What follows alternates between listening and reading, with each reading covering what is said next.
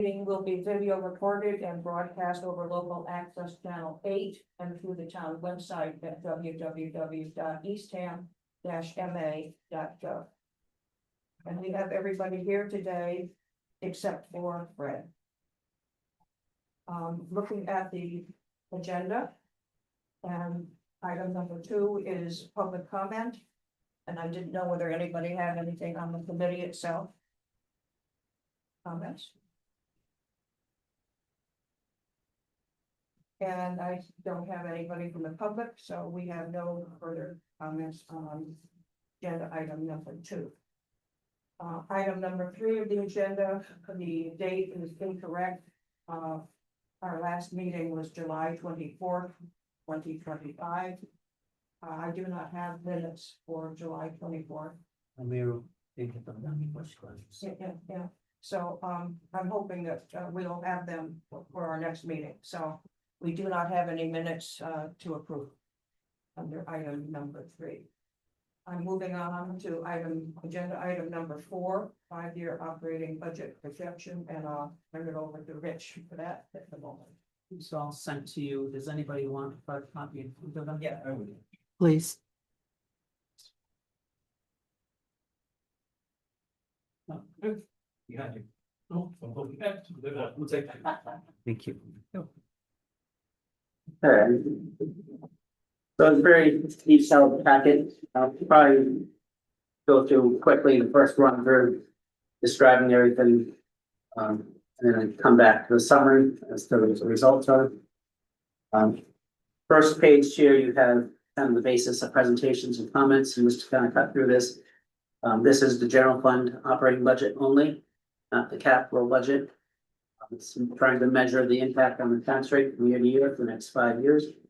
The base of this is what we have for FY26 based on FY26 town meeting and tax rate being set on Monday. And we are assuming the same level of services going forward, and it's not adding anything, not taking anything away. All things that could happen either way. But I do put in I don't know if it's a worst case scenario, but I'm a little pessimistic in a lot of areas, particularly in energy and health insurance, pension costs. So if you go through the detail that we'll see in just a second, you'll notice those are some big increases. I'm putting in 12% for health insurance. The national trend is 10%. We've been very lucky with our regional joint purchase group coming in far below, but this year they're catching up to the norm and utilizing some of their fund balance. So I'm anticipating that the use of fund balance to subsidize rates isn't going to happen in the future. And I don't want to scare anybody, but recently there was a group out in Western Massachusetts that had to make a mid-year rate adjustment to their regional health trust of 20%. New Hampshire and Vermont also experiencing some pretty heavy increases. There is some relief. A lot of talk on not covering or minimizing coverage of what's called the GLP-1 weight loss drugs, like those things like that, which are one of the major cost drivers the last couple of years. So, it's not all bad news. There's movement afoot to control costs. But for the purposes of this projection, I went with 12%, which might be more, but I'd rather be transparent of what may occur instead of having to play catch up. And same on energy costs. We all feel like energy cost inflation is going to be rising. So I have some significant increases for that. As we've talked about previously, we had in these, especially in the FY27 year of this projection, some adjustments for revenue because we utilized $200,000 of short-term rentals in FY26 because of the last-minute hit from the elementary school budget. That's the name. I was going to ask about that. The revenue losses. Yeah. Okay. And the other big one is, we've been using $200,000 of cannabis receipts, which has just totally dropped off the map. All the new stores opening up Cape. We're no longer the first stop coming down Cape, so we went from 250,000 to about 83,000 this year, and I would expect that to go down further. So that's another couple $100,000 to recover, and there was a couple other spots I was adjusting as well. So increasing inflation on expenses. Revenue corrections in our local receipts to keep us within our financial policies. And of course, wage inflation is a big one coming into a collective bargaining cycle for the next 3 That's what I was years. gonna ask about. And so I've used, again, this is just a projection. I'm gonna use a 6, 4, and 4, I believe. So a total of 14% contract value, not necessarily saying that's what we're offering anybody. But I'm just, for purposes of projection of what could be a worst case scenario. It theoretically could be worse than that, but that's a pretty rich contract. But I do know there are some communities in our neighborhood that have had richer contracts, and so I'm sure our employees. The Are we aware- bargaining units be aware will of be it? asking for those, so, it's our job to. Negotiate that out and come to an arrangement, so on average, I went with the 14% over the 3 years. And then Rich does, do what, setting aside the collective bargaining, do ordinary step increases or longevity increases? Does that also increase the They could, but those kind are of wage pretty, package or? those are pretty small, relatively speaking. I should say that in the FY27 budget, then sending out to everybody. I don't have any COLA increases because that's what's gonna be negotiated, as well as other potential changes in the contract. But I did project forward, which is reflected in here. If everybody got the step as they exist under the current contract. So, and I think we'll, on the FY27 first draft of the budget, we'll be balanced with all these, with those wage increases for steps only. With the revenue adjustments and some other inflationary things that I put in there. So what we'll be talking about when we finally settle contracts, hopefully by the end of the fiscal year. Is an override for the value of whatever anything other than those steps are, and whatever the COLA is and any other package adjustments. So I have a question, are most of the towns are 3 years for collective bargaining? That's right. Are most of the towns on the same schedule as we are? Oh. It's all over the place, and sometimes some towns even have different schedules within their own town on different ones, so. Mm. So, And is that fairly typical where you do 14% over 3 years, 6, 4, No. 4? depends what you're asking me, typical from my experience of my career, no, it's usually especially in Yarmouth, it was like a 1 or a 2. My last year there, I got a 0, because I guaranteed that we wouldn't let anybody off because of COVID. So, 14 is a very rich package, traditionally, you talked about the 3% COLAs. So 3, 3, 3 is 9, maybe a little sweetener in there and something makes it a 10%. That's probably traditional. But that's not our environment nowadays. So. Just trying to be realistic. Are you predicting, based on everything you've just discussed? We will need an override this year. Yeah, and I'll get to that in a second. I'm just kind of gonna go through the conditions right now. This projection does include all the debt service projected, including the wastewater. We talked about that at last meeting, what the future debt projection looks like. That's why we did that last meeting, so we don't have to cover it too much today, but the debt projection does include our current debt, plus what we project on our capital plan, including the 170 million for wastewater. But it doesn't include anything, the 1.5 million or whatever the amount might be, for operations. It hasn't been factored in. I provided for 3% for schools. I don't have a great feeling about that. I don't either. I'm not gonna go along with that. So, The chances of that are nil. so we've got to factor that into. Whatever we have on our end of things, likely to be an addition to that. What's their major cost drivers? Salaries, Special ed. Yeah. especially. Transportation's gonna be a big one. Energy, they're the same health insurance and energy programs that we're in. Yeah, insurance, the same. So, all that being said, we have a summary page here. I don't know why I didn't, I wish I had numbered this. But I'm gonna skip the summary page for now, just kind of go through the rest of the package. There's a page here, a cover page, it says appropriation detail. And this lays out pretty much the budget line items as we're used to seeing them in summer. The town meeting, and you can see the percentage inflation factors are assigned to each of them going forward. And, you know, whether I'm right or wrong in any one line, I don't know that it matters too much. I'm trying to get to a point overall. But it's a heavy trend, an increasing trend. And again, 2026 is our exact base based on town meetings. When you get down to the last page of that. Let's say state and county charges. Page before that. Shows our town total operating budget.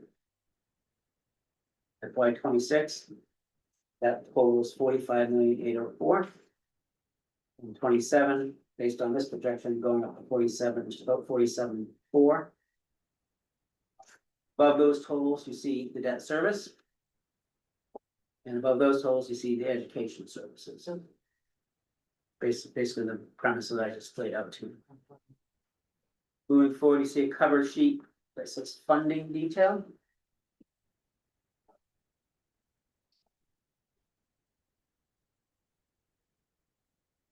And then on the funding detail, I start off with the property tax levy because it's obviously our biggest revenue source. And I show 2.5% increase each year allowed under law, plus a factor for new growth. The conservative, we've had several, you'll see this in the tax classification hearing on Monday, they watch it. Really, handful of really good years on new growth. I can't imagine that that's gonna continue forever, so I'm kind of scaling it back, but to the extent we were able to maintain that. You know, that helps out, you know, tremendously in this scenario. Is most of the new growth additions to the housing, because the land is. Big renovations. Yeah, yeah. I don't know, you remember the COVID years coming off that, or during that. Oh, a lot It of, was just crazy amount of renovations. renovations Yeah, people coming Yeah, into. yeah, living here full time for a church. FY 26, that new growth number, is that estimated or is that from the previous one? That's the real number. The 285. We know 285, FY 313. 26 is gonna be before we get into FY 26. Yep, Oh. Is it? It's fiscal building year. permits? And fiscal year, and it's based on the prior year, January 1. So we've got to measure all our growth up through January 1 of 25. Prior to entering 26. And then we submit all that calendar data year. of 20, before we get to FY 20 fiscal year 26, so start Okay. July 1, 25. Yeah, So all those values and the new growth is calculated based on activity up to January 1, 25. And then the Department of Revenue analyzes it between January and June and certifies it. And that's what you use. So it's always a lagging.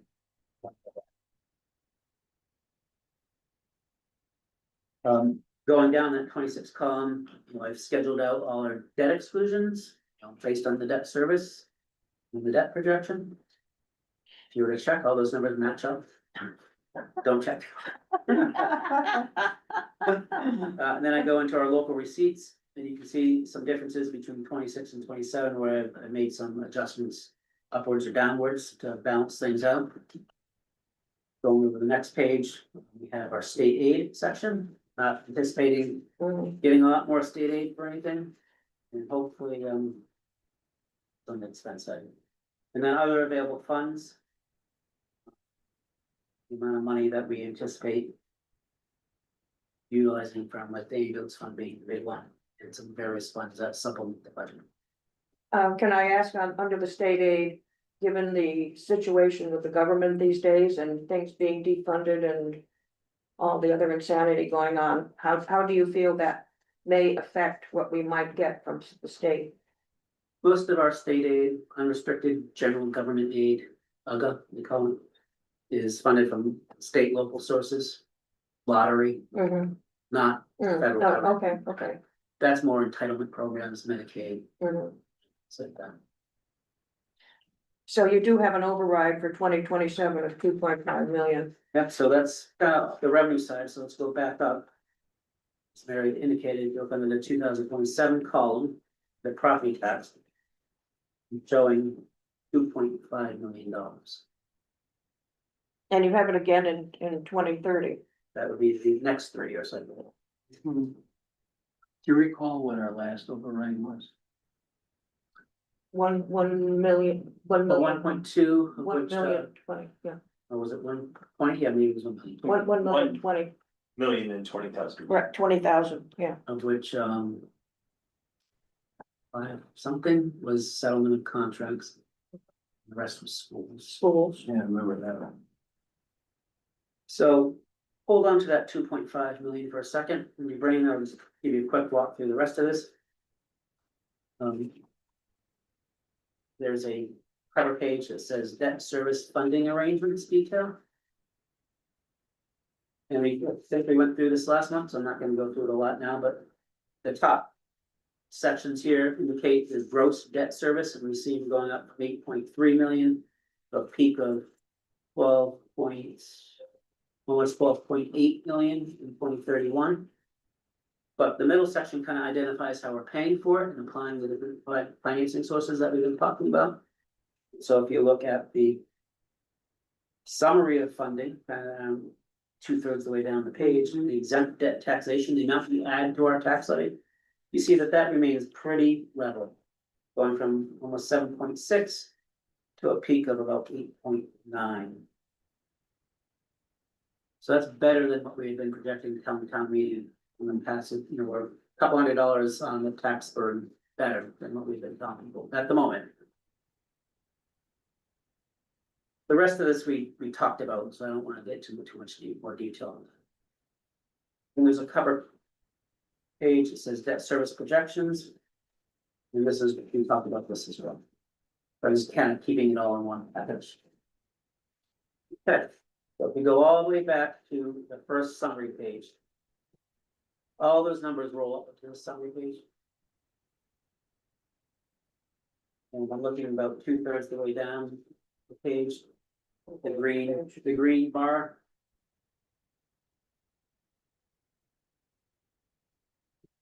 So the green bar tells us whether we're balanced or not. You're talking about the levy funding? Yeah, so net operating surplus or shortfall. So in doing this projection, I didn't prepare it on the basis of having any shortfalls, so that's it's a little disingenuous, so I, did what I had to do via the override mechanism, those 2 overrides you mentioned, right? To balance this out. So you see, for 26, we knew it was gonna be tight, and it was, but we made it, we had $3,600 left. 27, if everything goes according to this projection, significant increases in some areas. Adjustments to revenues, $2.5 million override. We'll have a $1.4 million surplus. So you'd say to yourself, well, if you got a surplus, why do we need a $2.5 million override? Exactly. Because that override, the premise here is if we're gonna bring a 3-year contract to town meeting, because town meeting has to ratify the contract. We ought to let the people know what the cost of it is for the 3 years. Right. We don't want you to approve a contract out of context and not tell you how much it costs. To have to come back next year, so, oh yeah, by the way, you approved that contract, now we need all kinds of money. So I value that contract over the cost of 3 years, and I've got to make that override last for 3 years. And based on this projection, if there's, I don't think there's anything too more significant other than that contract, other than the things we talked about. But if there's any other needs, in my mind, we talk about those needs and we'd work that into the override too, so that we're not going to the till, hopefully, every year. It's an every 3-year cycle. Yeah, and No, you of can course. see it again in 2030 that we would have the same thing Right. again, yeah. Now, of course, other things happen in between. You can't control the schools. Right. If something new needs to be added, again, this is on the basis of nothing new being added. Like 4 new police officers. That's a separate request, so we might have something for that. And that's a yes or no. Do you want to offer this service or this enhanced service? And that's up to the town to decide. But you've built in, I think, Rich, you've been pretty clear that you've been making us aware and building in the capital, more capital expenses like new fire trucks, new ambulances. Maybe they're not capital expenses, but you're, Those are all Building building capital in. plan. yeah, So to okay. your point. The green line, the Mhm. next line up. Is the levy funding of the capital plan, $40,000. Okay, So. We'll be talking about the capital budget. In 2 months, I think. And I anticipate it being similar to what it has been, which is that we use this 400,000 for the. Routine recurring items that we know, like vehicles and certain equipment. And then we're relying on free cash for other stuff. And to the extent that doesn't cover it, that would represent. Areas where we might need to be borrowing, but for the last 5 years, we've. Not only minimized it, we've eliminated any borrowing from that type of stuff. Yeah. Because we've been proactively funding these things, but it does rely on the generation of free cash. So that's why I adjust in this operating budget for things like the local receipts that needing to be adjusted downwards in some cases. And counting for inflation and expenses to keep the budgets in a position that we've got flexibility, liquidity, and it generates the free cash to supplement the capital plan. If you don't wanna do that, then we won't, but that changes things, right? So. So from a capital standpoint, the fire vehicle's the most expensive. Yeah, the ambulance fund will cover the ambulance replacement program. The ambulance fund right now is paying for the Quint ladder truck. Yeah. Hopefully that's a 10-year lease. And hopefully that's at least a 20-year asset, if not 25. So maybe, 20 years from now, we'll rethink it, but I'm not thinking that the ambulance fund can supplement. Other than that free ambulance replacement. So if we have any other big truck replacements, that would probably be either a lease or a bond. Probably can't be covered by.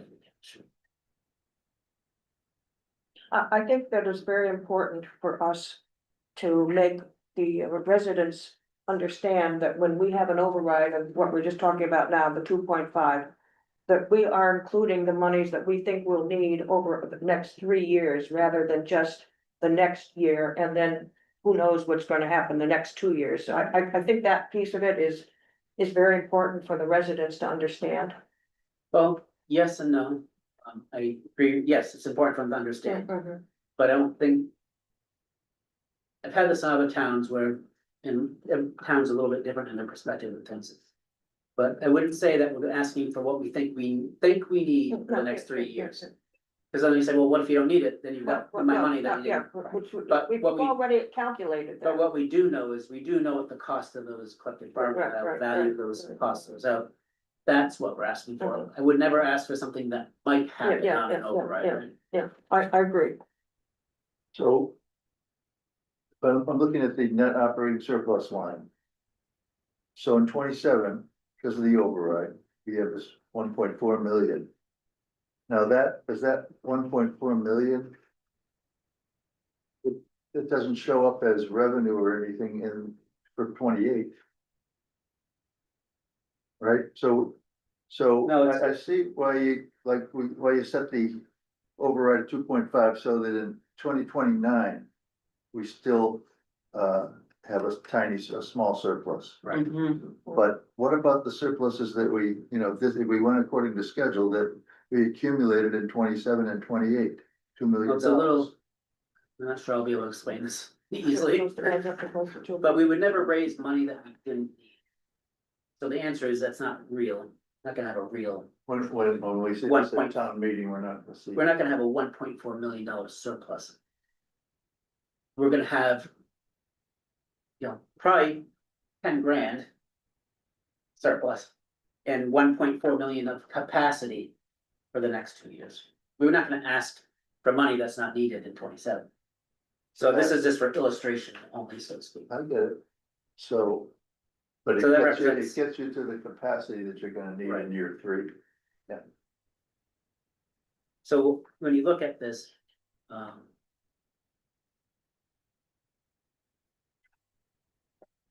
that's a good point, I have to go back and think about that, Peter. when I calculate the property tax impacts, I'm doing it on the higher amount, Okay, right? on the whole, Including the capacity. including the surplus. Right. So bringing this full circle, what does all the override and these increases represent and mean to us? That's this bottom section under, which says property tax investment. Right.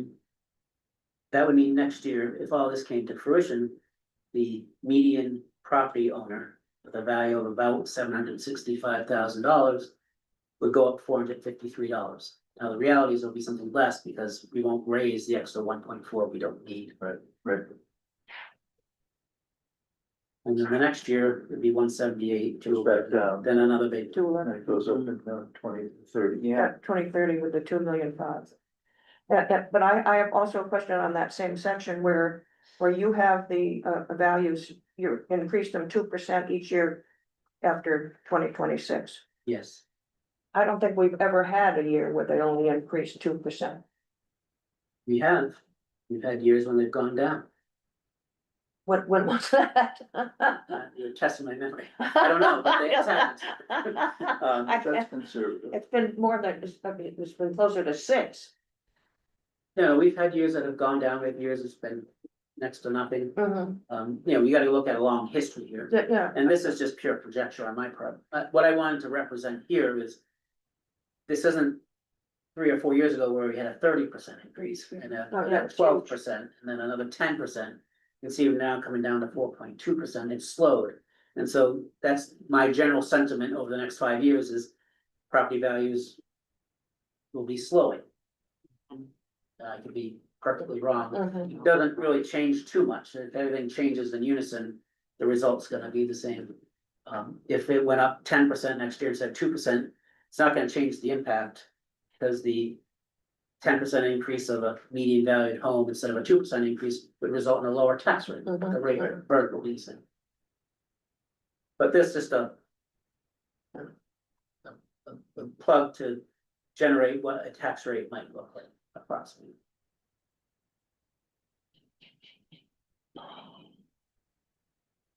So when do you feel what's the timing for the collective bargaining process? Always send out notifications some point this month. Hmm. And, unions have to tell us what they have in mind and. Usually that first meeting is establishing the schedule, so we'll know in a month or two. Mhm. And, See what I think happens. it's gonna be a tough Mm. session for all of us, not, the employees have needs and, we have needs and it's a matter of balancing those out. And, the traditional approach of lowballing everything. That's not, patently not gonna work. On the other hand, coming in at max of everything isn't gonna work for us, so it's, that's negotiations, right? And so that's what we'll do. Rich, are you sitting in the room for all of those? Oh, yeah, it's a team of us. Is Jackie or who's the team that negotiates? Myself and Jackie and our HR director and Okay. a representative of From the. management of, that deals with largely with those the Got union. it. So if we talk to the fire department union, we'll have a fire chief in there. Right. And they're very helpful because they know the contract language and what's problematic for them or not. What's, significant to them as far as a change or not, so. Thank you. And but a lot of our people that on the other side, employee side, most of our employees have been doing it for many years too. So I think we've got a good rapport, not that you always agree. But, they're experienced and I think we're experienced and, at the end of the day, we just kind of try to cut to the chase and we know what they want and they know what we need. Mhm. And we gotta find that happy medium. And it sounds like it's all in very, very good faith. Oh, well, It's- that's usually the first ground one. Well, yeah, but in a lot of these, what you hear about on the news is people get stuck because they don't trust each other, so. Yeah, well, that could happen in this environment. That's probably more likely to happen than not. Just because, you see a very rich contract in a nearby town, they got a 24% contract value, well, then we should get that. So, maybe it should, but our situation is different, so we gotta point out those differences and what's feasible for us and hopefully reasonable minds can come together. But these are the environments when you have large inflationary periods, where you have, sometimes it's difficult to get to agreement, because you're not gonna agree. Like contracts you actually have. How many unions you mean? Is it five? Four or five, Five. yeah, Five. what's the expiration date of the current contract, this? June 30th, 26. Okay. So we try to start in the fall, hopefully we can wrap up in the spring, have something to present to town meeting. Great. Is it more, is the word competitive on the Outer Cape now, because costs are going up so much more here than off Cape? Yep. Like they're asking for more probably, right? I think some of that causes the cannibalization of people moving from one town to the other. Right, we don't wanna lose the people, we have to pay the people, we don't wanna lose the people, because we may not be able to Well, replace them, simple- so It's a it's simple analogy that I always use, and I should say it in negotiations, is listen, we're not gonna be the top. But we're also recognize we're not gonna be the bottom either. So hope that sets the parameters, and that's where in the middle do you settle then. and we're gonna make it a great place to work, right? Well, I think everybody thinking just appreciates, money. I think everybody appreciates that, but. Yeah, At people, the end of the day, the money rules. I've worked for less money to be in a better environment, so a lot of people do. Well, those are the X factors that you use when you get creative with people, Those are more you know, hiring incentives factors, and things like that, Bargaining factors, when you're bargaining, it's the dollars. right? That is probably the quickest I ever went through that. Mary. You guys have seen it before, so. No, we appreciate all the work that you've put into this. Absolutely. So, Okay. not to, I don't want, I'll take more questions, but not to change the topic, just looking ahead to the next subject, though, the RTE, I have some recommendations. Met with the Board of Assessors this morning, I'll be with you, and we'll meet with the Select Board on Monday on the RTE question, so. My job as a finance director is. Maintain a long-term perspective and not make decisions in a vacuum. How can we be strategic about the decisions that we want to make or told to make, right, or might be forced upon us? So when we go to the RTE, I want to talk to you about how that interplays with these projected increases. Okay. Sorry, Patty. For the, I know this is level service, so that's level head count. Would there be, I know you talked about after the sewer goes in, possibly a new person coming in to manage that, so that would be an add to this. Right, so not included in this. is Not the included in this. Projected 1.5 million of operating for wastewater. For wastewater. Okay. Because Good I don't really know what question. that looks like yet, but that position would be part of Would that. be part, okay. Yeah. Built into all of it, The RFP, well, cost of It's like doing business. not RFP, Yeah, we've got, done some interviews, I've got one candidate, I'm trying to get him locked in. Pays the issue, how is he gonna afford to move here, because he lives out of state? Right. Loves our project. Brought him into town, spent a whole afternoon, we've been showing him all kinds of things, loves it, loves us, loves everybody he met. Thinks it's a great situation. Watched our meetings, thinks I'm great. But then, here's the offer. How do I afford to live here? Even though I think it's a pretty substantial offer, Mhm. the reality hits of now I gotta move, buy a house somewhere. You had a question, Ron? Yeah, a small point on the revenues. Could you just talk briefly about the short-term rental excise? It seems to kind of Yeah, do a dip and come back here. so this is under the section, darn, I really wish I remembered these pages. been helpful. Under funding, Yeah, we're on, Ron. and the funding detail is the cover Yeah. page, that's the next page after that. And then, a little more than halfway down the page, under local receipts. It's kind of grade. Says short-term rental excise. Yeah. So in 2026, we used 763,000. About 200,000 is to cover that elementary school surprise up there. Yep. The rest, Must be here. Good point, Ron. It's interesting, each fiscal year. I was thinking. Some. That's here. It's like the 10th page of the 25. It's the second page of the funding detail halfway down. Sorry, what, Kate? It's the, if you go to Yeah, we got funding it. detail, halfway down. It's page 10 on the PDF, if your PDF counts, Okay. right? All right. PDF is there. That's good. So the 763 includes some for the elementary school, includes debt service on tea time, about 200, I think. And the rest is to the wastewater cleaning debt service. So the goal here is to increase, or in this case, or probably is decrease it. Because we're having. This goes back to our last meeting with the debt projection, debt drop off. And the way for me to capture the debt, the decrease in debt service. And keeping all things being equal, if I want to keep a stable tax rate. If debt drops off and we don't have that as an expense, I'm gonna drop off the funding of it the same amount. So you have the exact same tax burden.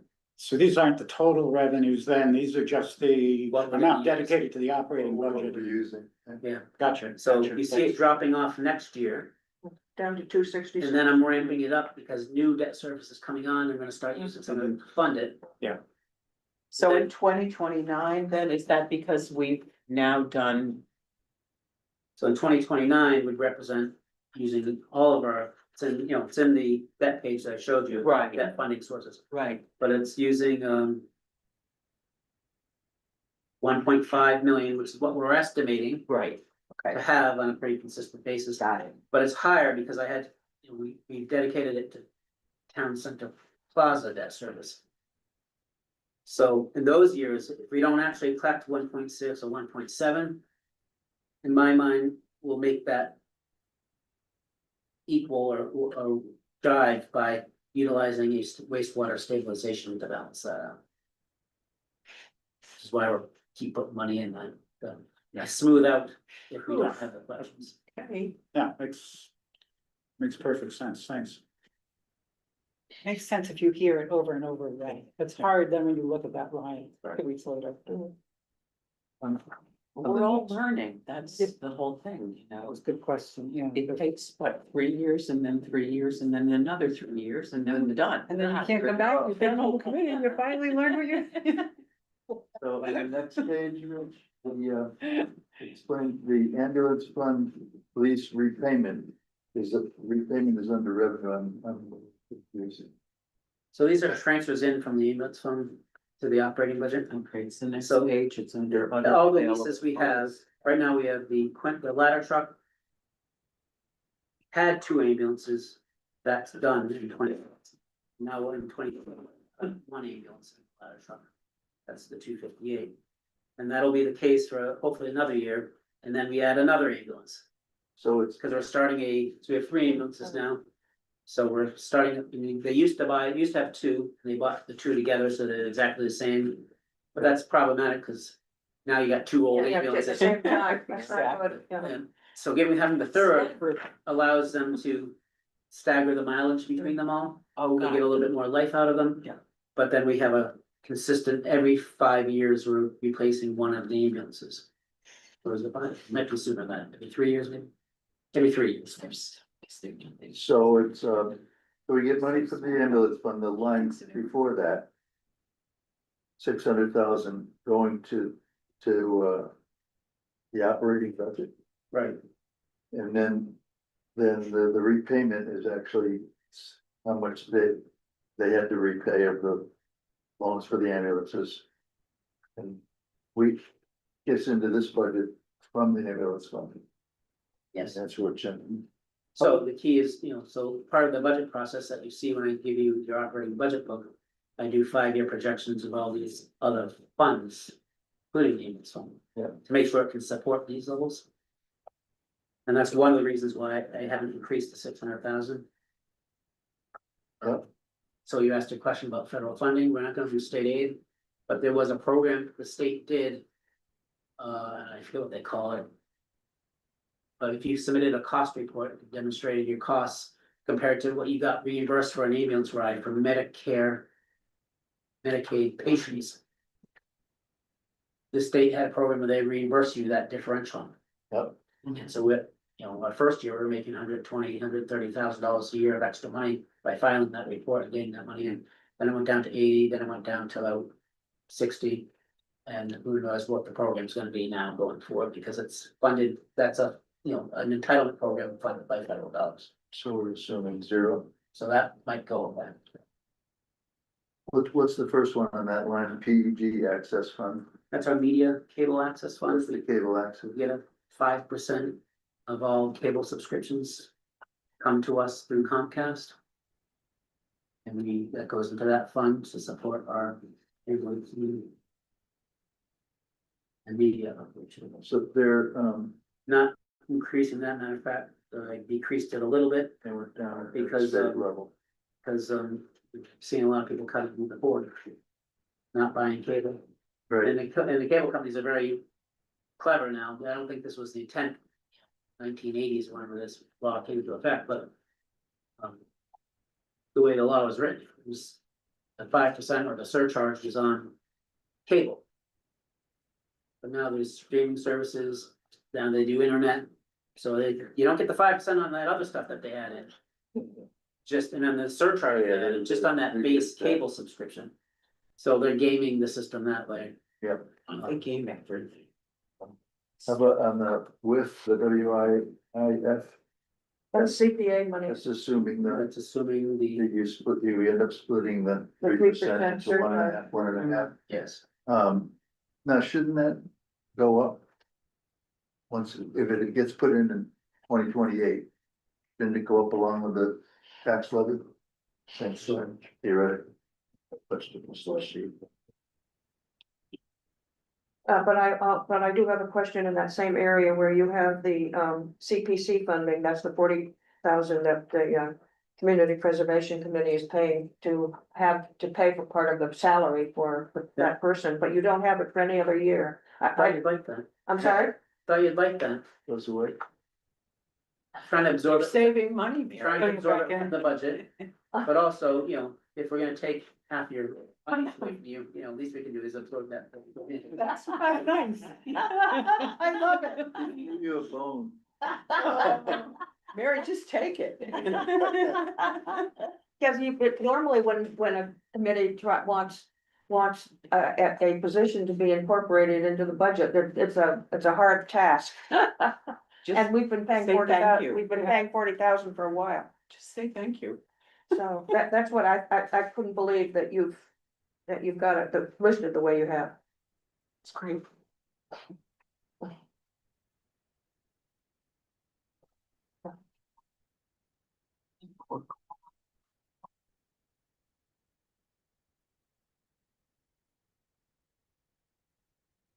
So.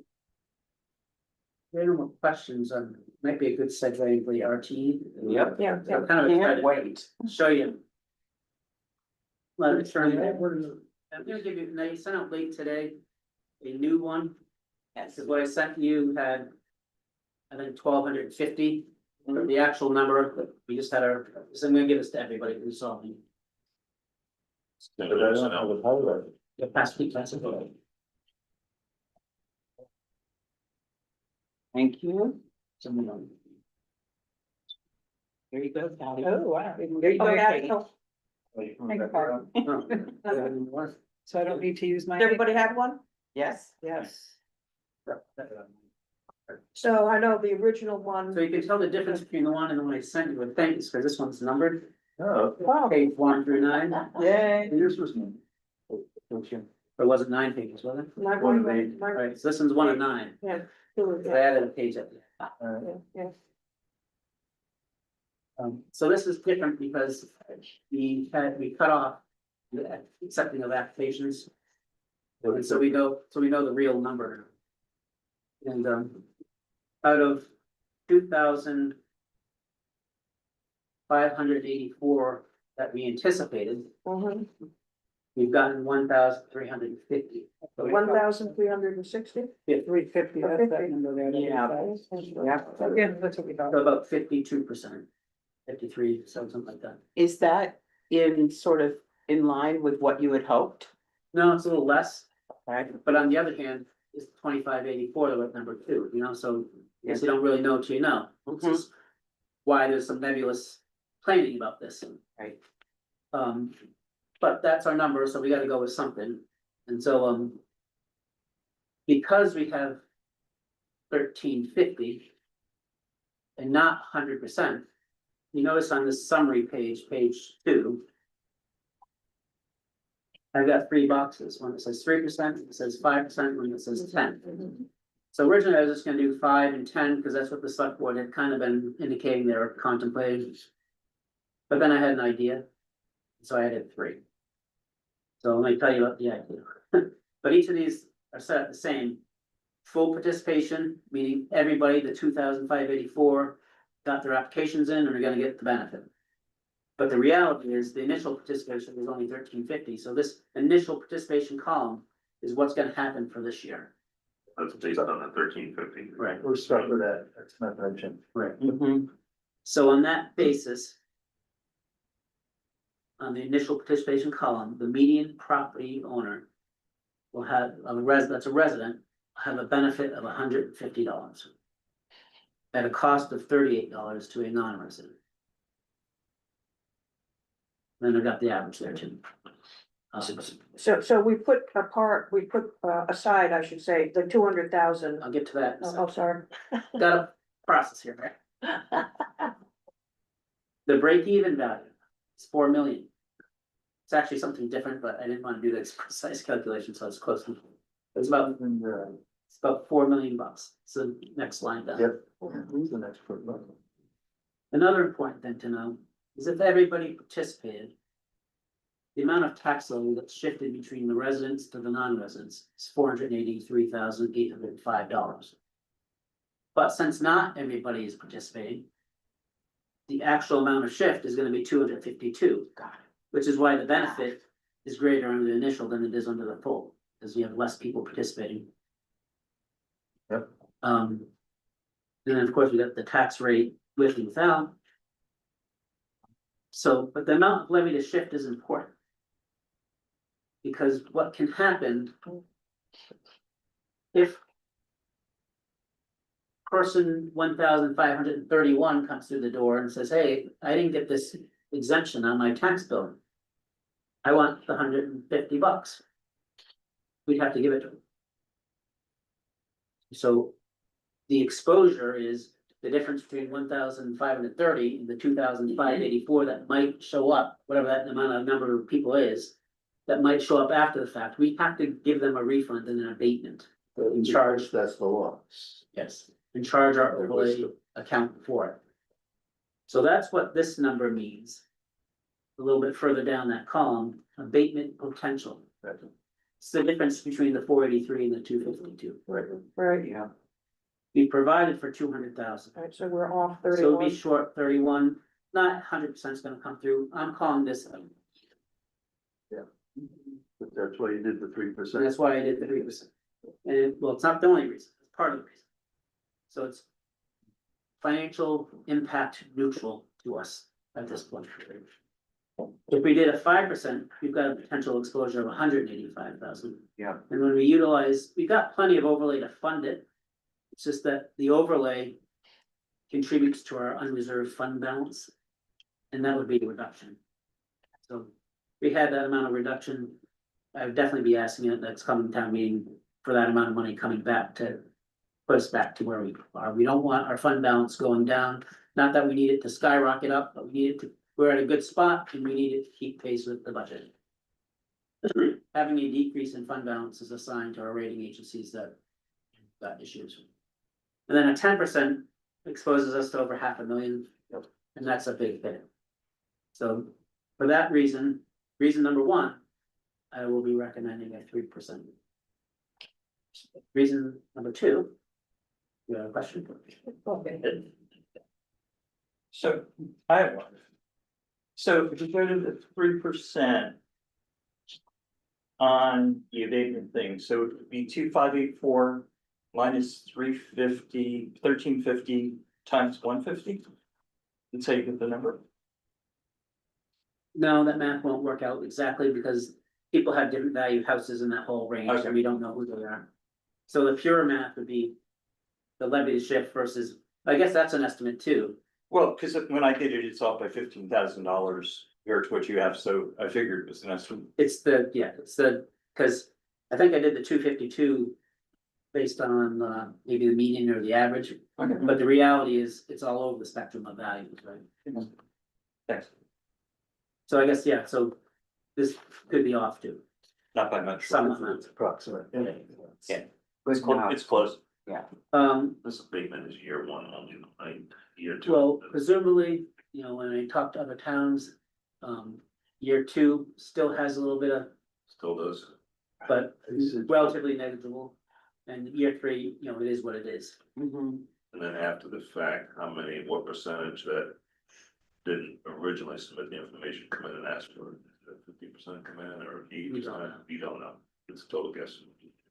That would probably be factored in by people that go from part-time to full-time or people that are moving here.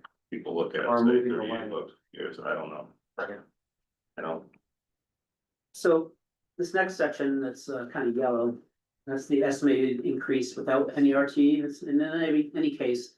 For the median valued home, it's $131, right? That's what we've been talking. Yeah.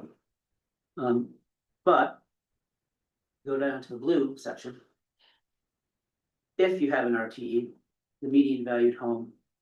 Has a $19 decrease. The 150 minus the 131, so you have a 150 benefit, an increase of 131 results in a $19 decrease. And the average valued home has a $50 increase. Again, relatively negligible, and these are estimates, so in my mind. Not only is it break even. In a wash financially for the town, it's break even and a wash for the taxpayer by and large. They don't get a. Big decrease, or to the extent they get one, they're not gonna notice it.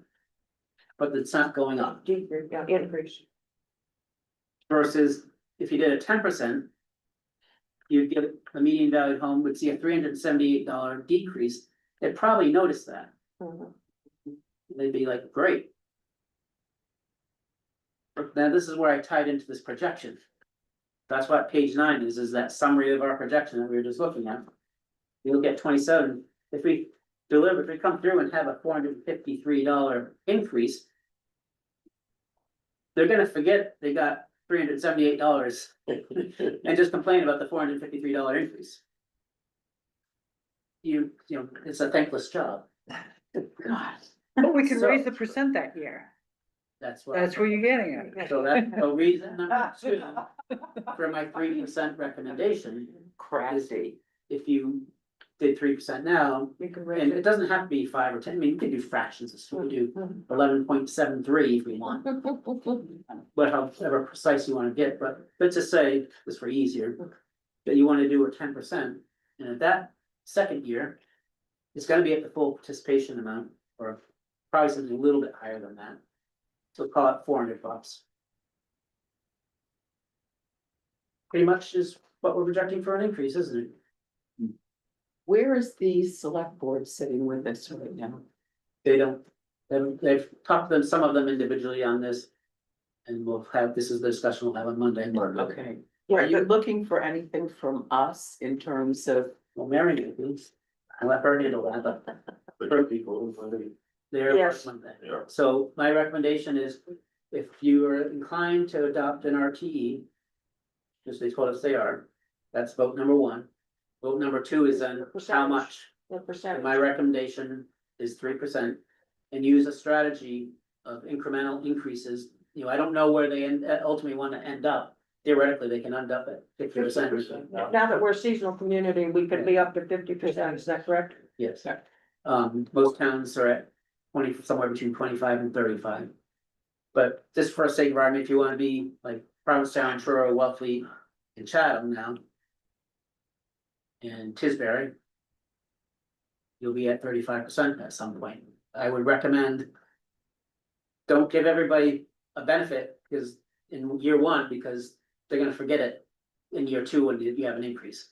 So be strategic, roll this out over a number of years. And what you can offer people is tax burden stability. Over a number of years instead of a one-time benefit and then a feeling of being overwhelmed just the next year. So if we do this right, the big increase next year with an override will be offset by an increase in cost. Nice. So, one again. so just to confirm, the decision is scheduled for the select board on this coming Monday, September 8th. And they're going to be deciding whether they're going to continue, not continue, but proceed with the RTE, number one.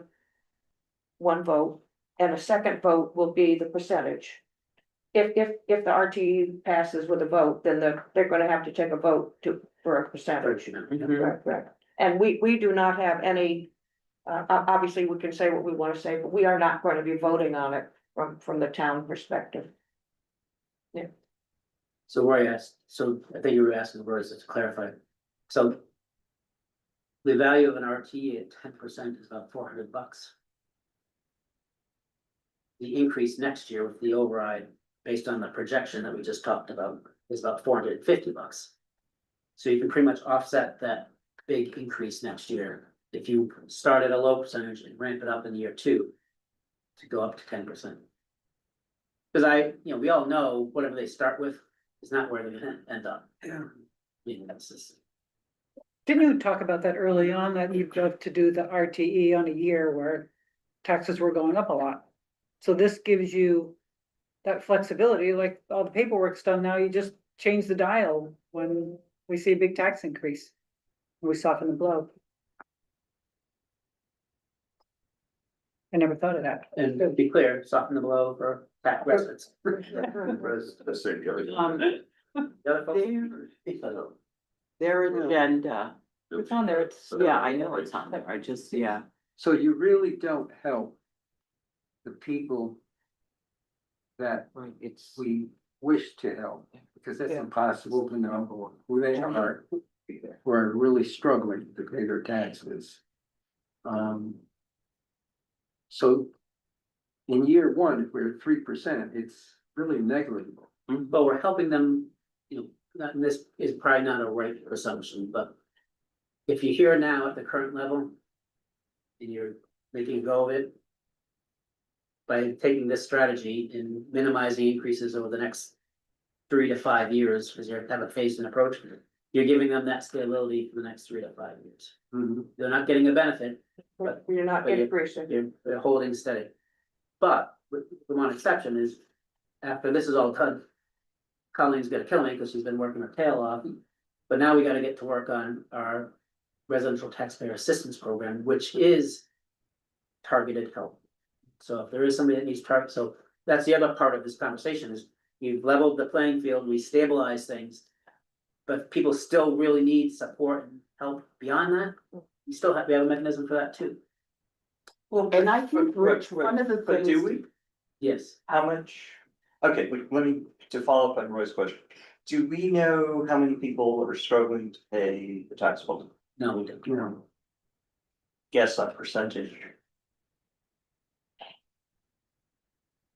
I could cast it.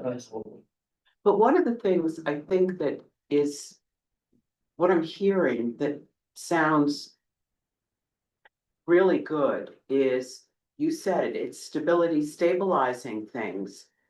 I also am aware that the East End part-time resident taxpayers, this could be something that they are not gonna ever love all of this, but at least this is something that may be palatable. And they had said in their commentary that they thought that if there was difficulty for folks paying their taxes, that we set up something, and you've gone ahead and done that, so it shows that you're listening to what they're asking for. So we had, we set the guidelines for it, so the guidelines right now are. You have to make an application, you gotta state the reason why you have need. Yep. One select board member and our assessor will review that, interview you, brief interview, it's not a hard application process. Based on that, they can give up to a $500 award. We've got $53,000 for this year. So, how much is that?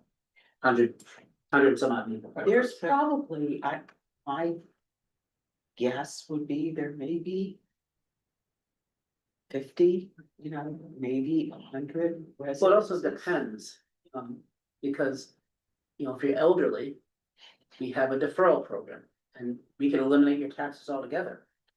But there's a lien on your house. Yes, it doesn't go away forever, but Right. it eliminates your need to pay them currently, So you can stay in your house. so you can stay in your house. Yeah, and I think this is for the folks that are on fixed incomes who are, Yeah, no, I it's- I understand. yeah. If we're gonna vote, I'm gonna vote against it, because I'd rather the money go to the into the $53,000 pool. And then people, I don't need $83 or whatever I'm gonna get. Right. So I would much rather that go in that pool, and then the people use it, can use it. Rich, what? Oh, how many elderly go with a lien? How many elderly what? Go with a lien? Right now, I don't think we have any, really. At one point, I think we had 3. We do have a lot of, there are other abatements. Veterans get an abatement, elderly get an abatement. Anywhere from $500 to $1,500. And so we got a pretty good amount of that. Those abatements and exemptions cost us about 160 grand a year. That gets issued to people. I'm not sure how many of that is, but that's probably. Everything's $1,000 on average, let's say. Yep. So that'd be 160 or so people. What's the formal name of your assistance program for people who live in different houses? The resident taxpayer assistance program. And that was special legislation that we got passed that allowed us to do it. So if we need to, we can raise money through taxation outside of the levy limit. We didn't do that, though. We used free cash to pay that first 50 grand, see how it works. But if you were to do it the other way, everybody would be putting money in, Yes. because we're all taxpayers. Do you know, the 55-45 resident full-time versus part-time, has that been staying steady lately, or is there a trend? That's been about the same for the last 3 years. Can you say that again, Peter? Well, 55-45, The 55 non-resident, 45 resident. yeah, because the higher that percentage of non-residents gets, the less the hit on each non-resident, so And I'm this just, graduated program could work alongside of that, if we keep trending that way, but I don't know. if I'll just put it this way, if it's 50-50, whatever benefit a resident gets, the same value property One for one. has that amount of Right. cost. If you're like Provincetown, 75. I think. 75 or 80%, Wow. 20%. Right. And I'm just making up numbers here because I don't remember, it's been too long, but somewhere in the magnitude of, you might get a $1,200, $1,300 benefit as a resident, because there's so few of you, but it's only costing $150 to the non-residents because there's so many of them. Mhm. So that's differential. So we go from 50-50 to an 80-20 was a big Powerful, and Right. So where are we at right now? 55. 55. 45 right now. baseline. What, is that pretty steady over the past, 5 years, 10 years? 3 to 5 years. Yeah, okay. Since the RTA's been around so long, many communities. And it's a argument. Subject matter. Has anybody ever done any studies on the results? Has it helped people?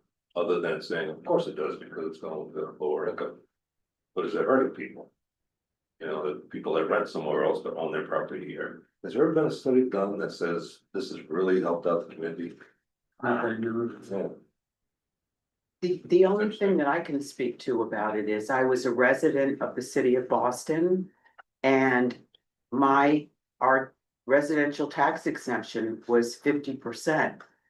But somehow I think a lot of people who live in Boston and work in Boston are not aware that they're saving 50%, right? So it's almost like when you have employees and you're giving them free benefits, you really need to give them a compensation statement to show them what you're actually paying them.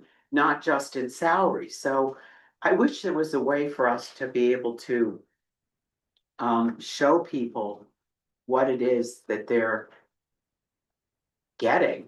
Well, my point being is that there's 45% of the residences here. Who needs it? 10%? 50% of those people, we don't know the answer to that. I don't either. So I guess the question is, I bring up the question is that if we have the residences, why are we bashing 3,000 residences?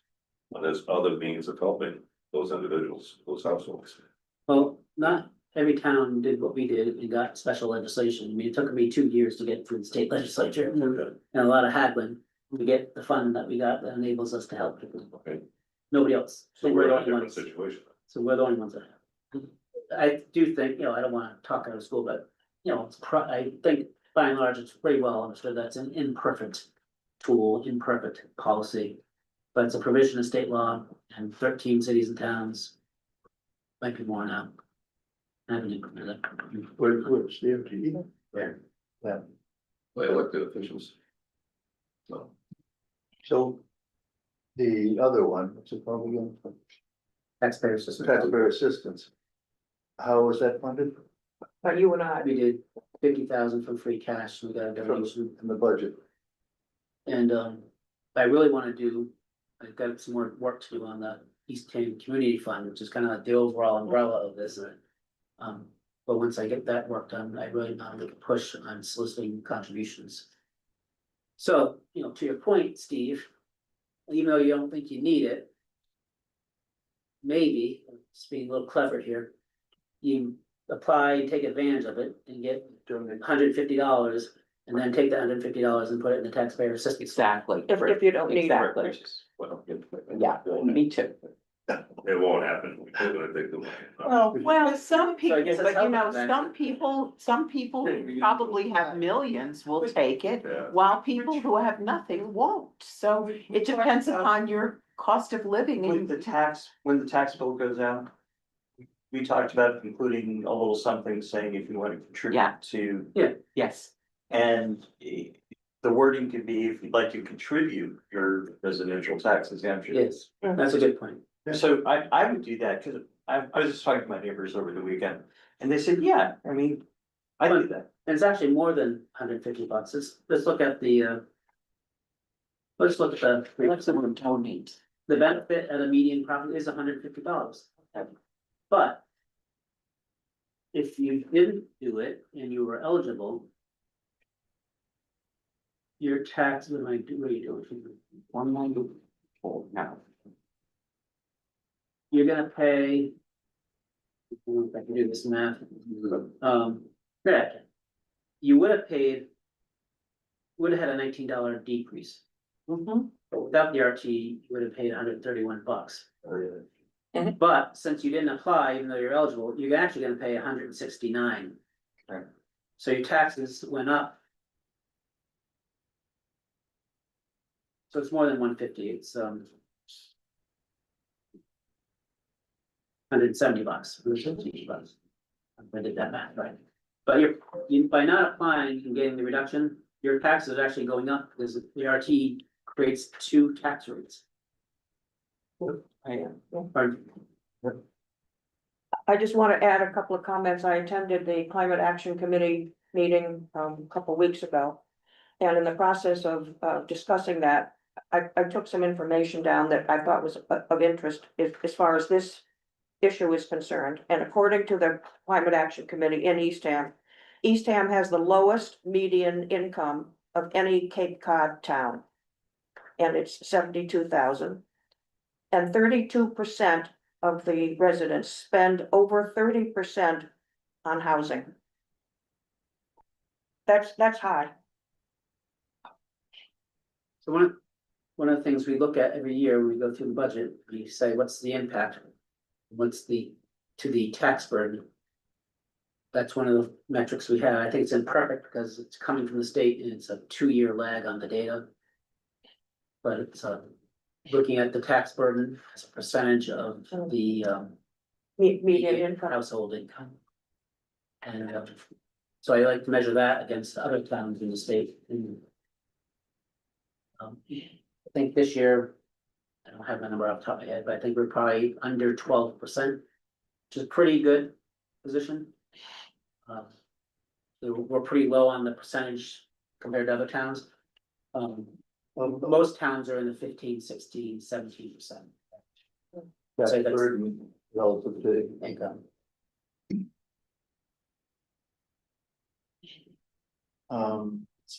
something to say. Oh, when this first got on the agenda,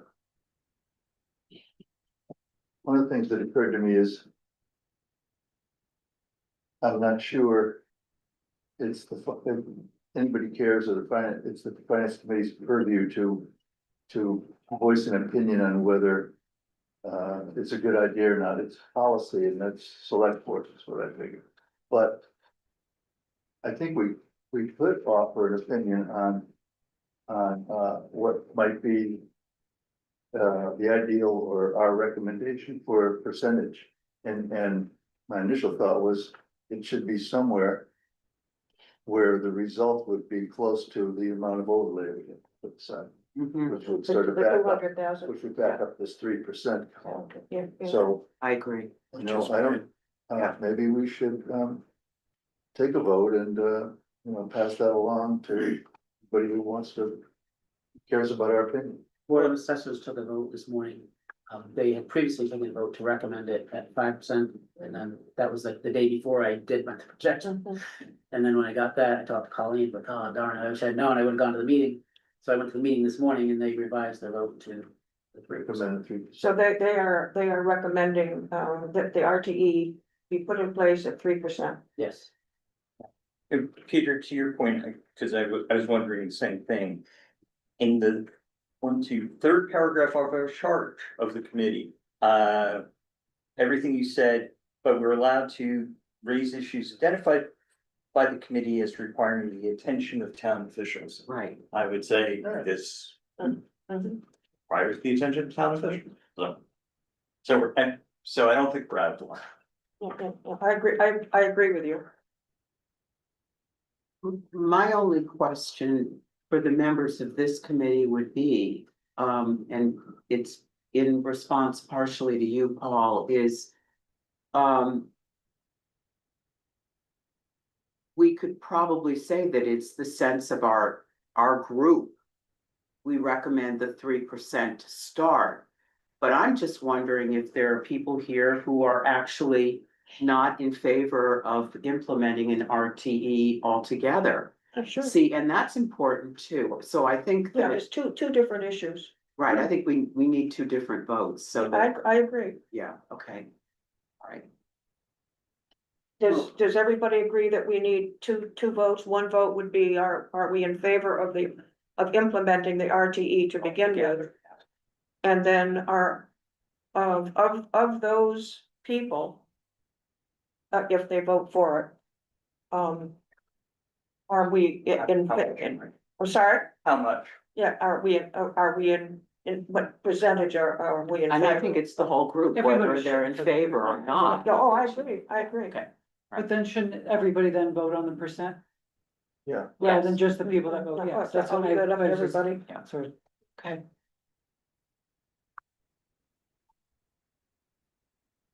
So I'm going to ask for two motions. I'm going to ask for one motion. For. Approval of implementing the RTE. I'm gonna write this down. Approval, How about the finance committee recommends? approval of recommending, We get a positive motion.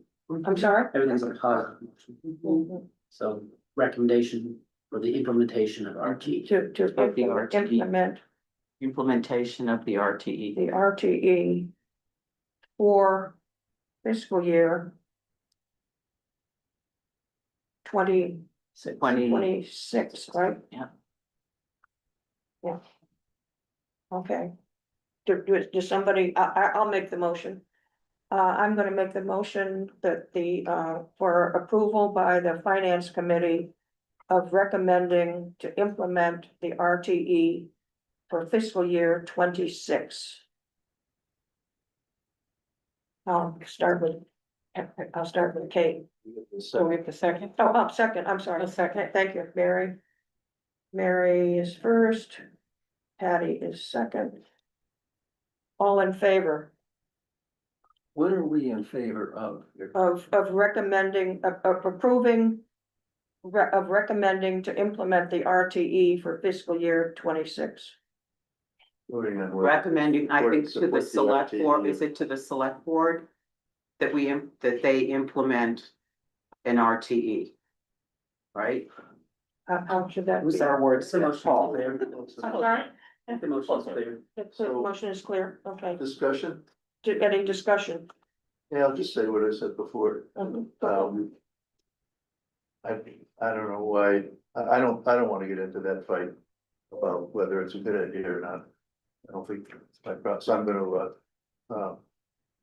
vote president or abstain, You're going to what? abstain. Oh, abstain. I'm gonna start down. Okay, Sorry, I wanted to say just a couple things about this, and first, everybody knows I'm the one non-resident in this group, I think. I see the two votes as linked, in that I'm sold on the idea of doing an RTE as a way to stabilize taxes for residents long-term, which is kind of where you started the discussion earlier, Rich, if I recall. I would not want to see us do what Provincetown or Chatham has done with an exemption this big. I mean, that being said, I mean, I am in favor of doing an RTE.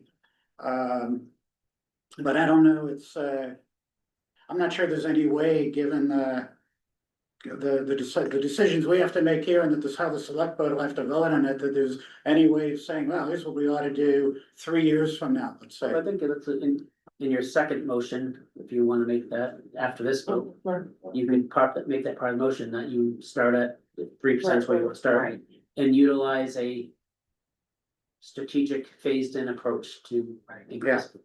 The other piece of that too is I just am checking with you, Rich, if the RTE, let's say it goes in at 3%, if it was to go to 5%, doesn't that require an action by each year or every other, whenever it happens? Once a year at the Every tax. year. And we can always raise it up that we're stabilized, let's wait for a year kind of thing, I Yeah. think, too. That door is open. Yeah. And I just, Peter, it's an interesting comment that, if you're for it, you're for it. If you're not, if you're against it, you're against it.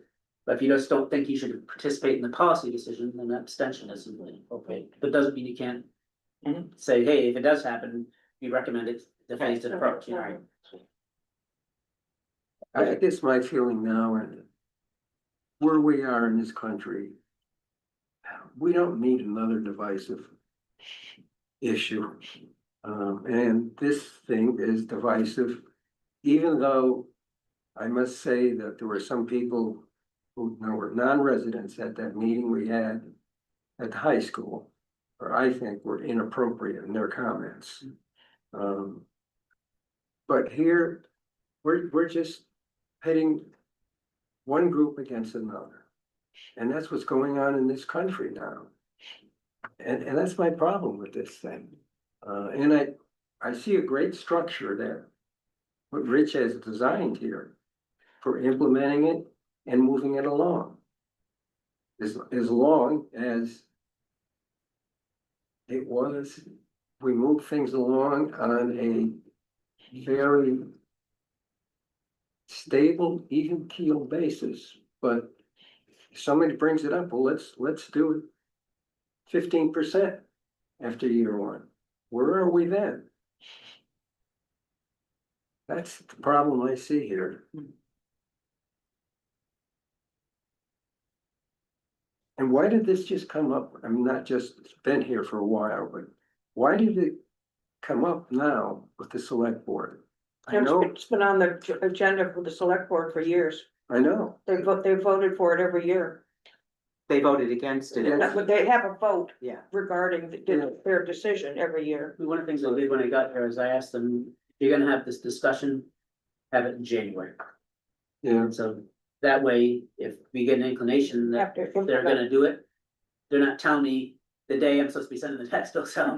And we have 0 people signed up, you know? Mhm. Right. This afforded us the opportunity to get, more than half the residents signed up. So they told us in January that this was likely to be the vote, was gonna be a 3-2 vote. That's why we started the effort to put it out there to get people to sign up.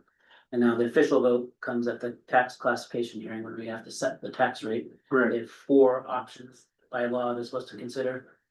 This is one of those 4, and they've told us they're gonna vote, it's gonna be a 3-2 vote. So that's what I'm anticipating, it'll be a 3-2 vote to do it. And then the second part of how much, I don't know how that's gonna go, but they're gonna do it in 2 parts. Do you wanna do it? And then once that's a yes, how much? I think the reason that, I got the impression that the reason, it became a 3-2 vote, and they sort of skipped over that 60-40 they were waiting for, is they feel like, someone on the select board said it, and I thought it was a good point. Things on the Outer Cape and on the Cape have gotten kind of crazy over the last 5 years. Prices are out of control. People can't afford to live here anymore. Taxes have gone up, and so I think it's just a different ball game, different playing field now, so I think that was the impression I got on why they changed their mind. Yeah, the original vote way back when, and I can't remember the year, as you've just said, Patty, was that when it got to 60-40, it was going to be a Done deal. done deal. And it's now the 55-45. And I think that they've been seeing what's happening on the other towns. I mean, Provincetown has put it into effect, Truro, Wellfleet, Chatham. and Chatham, yeah. But nobody at 55-45 would be the lowest percentage of non-residents. Not sure what Chatham is, but I think they're probably. It was 70 or something. Probably up there. I don't know what Chatham is either. So if this is enacted, will we be able to go to tax department and find out how much of we saved, so we can just turn it around, put it in this housing assistant from? Yep, well, you might have to do a calculation, but we'll come up with something where. I might even put something on the website, still calculator, RTE calculator or something that people will go to, if we're gonna try to solicit contributions, but. It's gonna be at 3%, it's going to be a. On the sheet here. You can do it right on the table, you can do it right on the table, Well, you can do it around the table, but, yeah. that's not really intuitive for a lot of people. It's easy But for property us. value exemption at 3% is you're taking, essentially what you're doing is taking $24,332 off your value of your property. If you have a property at $1,024,332, you're going to be taxed on $1 million. So that 24,000 times the tax rate is how much you save. But I think that's a good point, Rory. I could probably put a little widget on our website. Just people would like to know that, right, you What's can the do the amount- arithmetic, we'll hand you a check. Rich, what's the amount that we've removed from our? So on the chart here, something. Oh, okay, Property sorry. value exemption reduction, Yeah. 24,332. If you did 5%, it's 40,000. If you did 10%, it's 81,000. Okay. I was sure. So that amount of value, that's what the exemption is. It's taking that amount off of your value. Your assessed value, Yeah, you find times the tax rate, so then you apply the tax rate. you're paying less taxes because your value is less.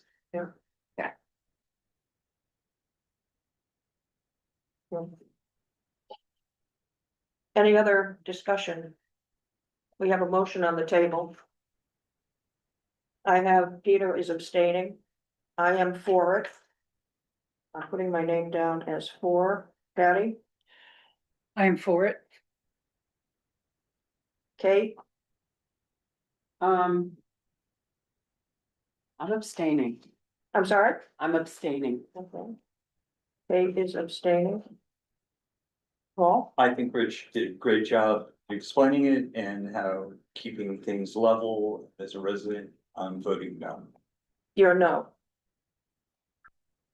Ron, I agree with your comments about Rich and I'll vote yes. Ron, Roy, I'm voting no. no. Steve, No. that's 3 against, 3 for, and 1 and 2 abstaining.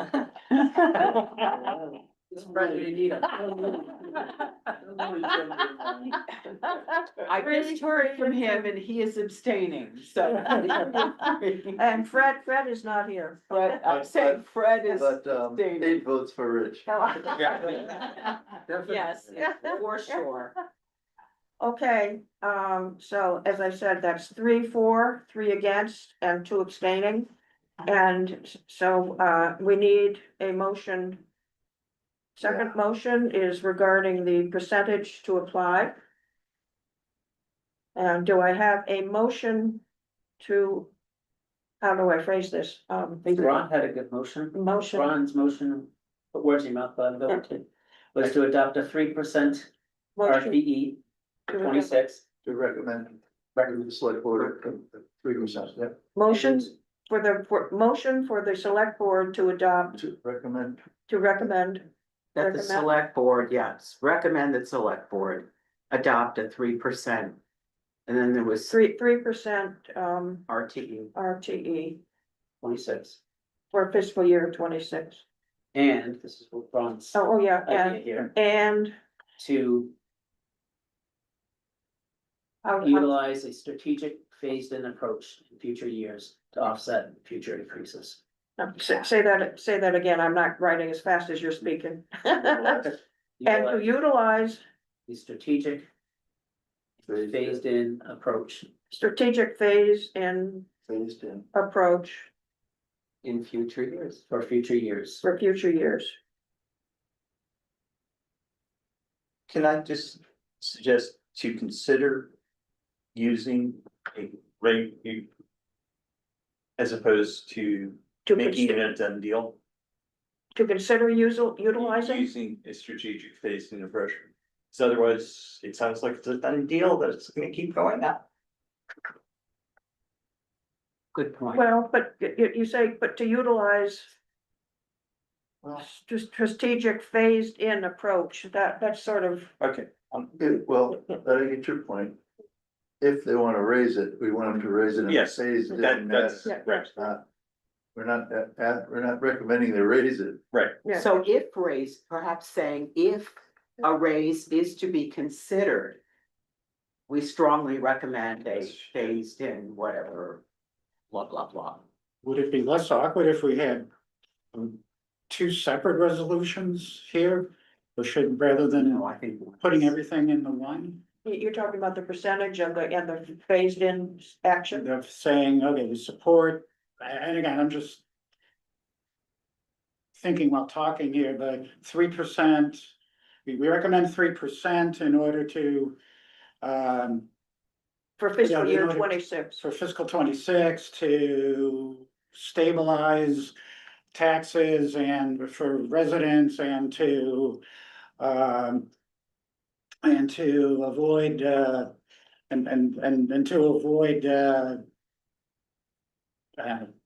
coming up with words about abatements here, excess abatements. I'm thinking of Like, the red block on the first page of the yeah, Richard's document. limiting the cost to the overlay.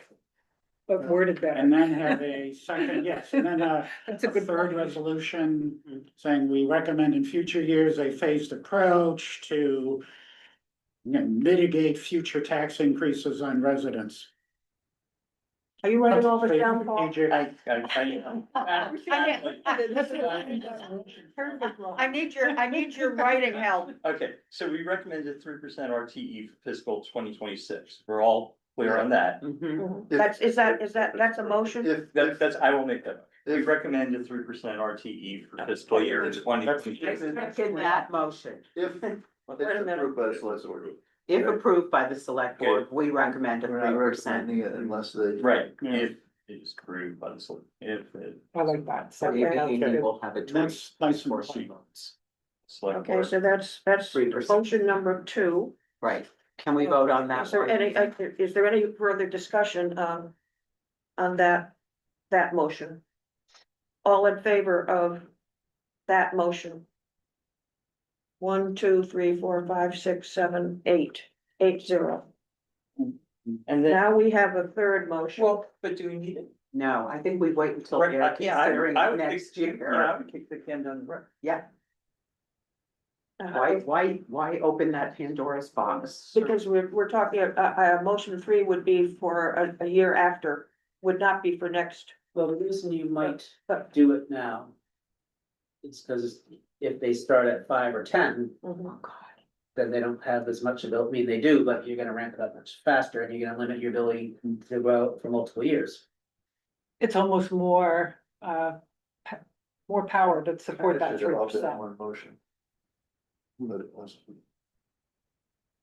Cause we're recommending Who made? the 3. Paul made the I- motion, I I did. seconded it. You have it, Paul, I'm relying on you over there. Okay, we recommend a 3% RTE for fiscal year Yeah. 2026, comma, if it is approved by the select. board. Okay, and who made that motion? I did. Paul and I seconded it. Paul and Kate. Okay. Okay, and that's 8-0. Mm-hmm. But I think the third one The would third be one, warranted, because you're trying to tell them that not only is it 3% because of the exposure issue, it's 3% because of the phased-in approach issue, which they might not. Yeah. get. so how would, And we're. I'm gonna ask Paul to Yeah. try to figure out how to write this. Thank you so much. We thank you, Yeah, or I thank you in particular. yes. So in considering future increases to the RTE.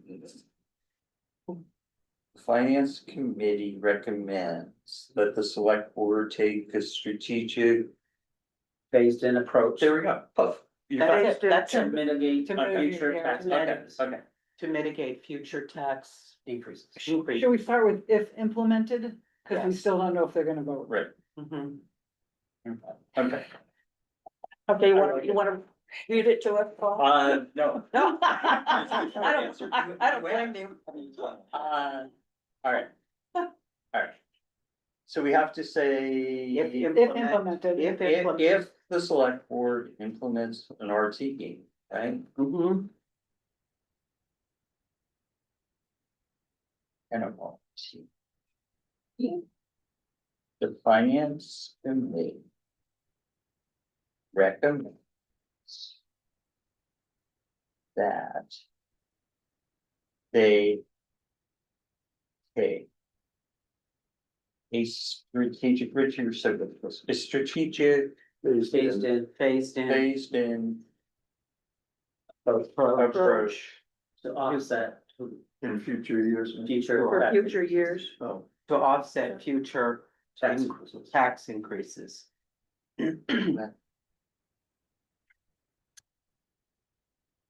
Will this be? And it's actually when considering RTE increases. This, yeah, when considering, I think. And Rich, Sorry.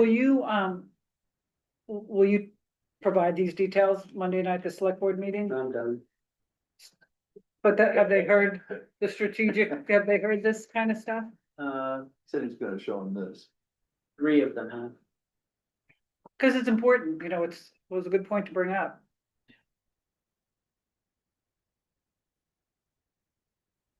Well. Yeah, The so when yeah, they the get these strategic approach. recommendations from the finance committee. Hopefully Becoming, will yeah, so refer to this. Colleen, our assessor's presentation is. Here's the tax rate, here's the values. Here's the vote you need to take, and then here's the 4 options that you have to vote on. I helped her and made a motion took the first 3, because those are easy. Put those bundled into one motion, then motion 2 is the RTE for the select board. And then motion 3 is the amount, Percentage. but before that, I have C separate presentation. Which is that, which will be I'll go through all that with them. I will also. Colleen will mention that the assessors are recommending a 3% in her presentation. And then what I'll add to my presentation of this is I'll say, here are the 3 recommendations of the finance committee. Okay. So you need to Then they'll have, have their motion. right, you need to have that written. Written down, but. And from Paul, put it, I'll get it. oh, okay, you get it from Paul. I can watch the video. Yeah, no, I'm just. Okay, so, Have it, Paul? so who is making the motion? Paul is. Paul Paul is writing it. Paul's writing. Paul is writing, I'm willing to make the motion. and Ron is seconding. No, No, Ron- Ron said he's willing to make the motion, it's just Paul is still writing it. So, We're boxing. so Ron, are you making the motion? Yeah. Sure, I'll make Ron the is motion. making the motion. Mhm. Okay, and I need somebody to second the motion. Well, I'm sorry? I've already seconded. Pat, Oh, okay, put Patty. I'll second this motion, so that's Ron and Mary. Okay, all in favor of. We don't know what the motion is yet. We sort of. Read it. Do, Yeah. better, we should. Try to read it. I'll try. If the select board implements an RTE, the finance committee recommends going forward that the board takes a strategic phased-in approach to handle future increases in the rate, to offset whatever the Rich said. It's basically post To mitigate, to offset future tax. Yeah, to offset, to mitigate and offset future, yeah. should that be the only motion that we act on? Well. Is that really consistent with our first vote? Well, we say if, Read the first one, well, the first resolution. What was it? The first one is a motion to approve the recommendation to implement the RTE for fiscal year 26. right, and so we deadlocked. That was. That was 3, 3, and 2. And so this one says, if the select board implements an RTE, Yeah, then yeah. the stuff we've been talking about. So why not just leave it there? If it's the board, The first one was for well, the second one was 3%. yeah, You're recommending the 3, start at 3%. For fiscal year. I think we do need to recommend the 3%. My concern would be that that they might start at 5 or 10. And I think that our recommendation should, Yeah, well, mainly 3% so that we. We just stay voted on, inside of our overlay. yeah, right, the 200,000. I'm fine with that. Is that consistent though with our first resolution, which was deadlocked at 4-4 and what, 2? 3, 3, 2, 3, 3, 2. I think they're 2 separate things. The first one was whether we think the RT is a good idea or not. Right, right. The second one is it's not our call, it's the Right, select right, board's right. call. They- But they if they can- go ahead with Okay. it, They as can the negate. finance committee, they should keep it at 3 because we don't have the money to make it any higher Right, right. this year. And then future years would also be financially smart if they were to Yeah. take a phased in approach. So Okay, and, we got it covered. I don't know if they'll listen to us or read them. I guess I think they're interested Good in. input, Yeah. except for the inconclusive one. Probably backs up how they feel. But it's part of the course. Yeah, there's- yeah. everybody's that's how they split. are, they're very close, they're 3-2. they're also split and Yeah, they were split the other way up until 5 minutes That's ago right. or 6 months ago, so. Okay, so we're back to, but motion number 3 for I'm just gonna, for the phased in approach. I think that's brilliant. Moved and seconded. It's been, Ron made the motion, I seconded, all in favor of motion number 3. 8-0. So we're Anybody else saying, has- okay, 3%. I think Okay, anybody else has ever done that. We still don't know if it's. Thought about this, yes. Hey, Well, We're I think that shows the town, the residents, non-residents, Yeah. everybody that lives here.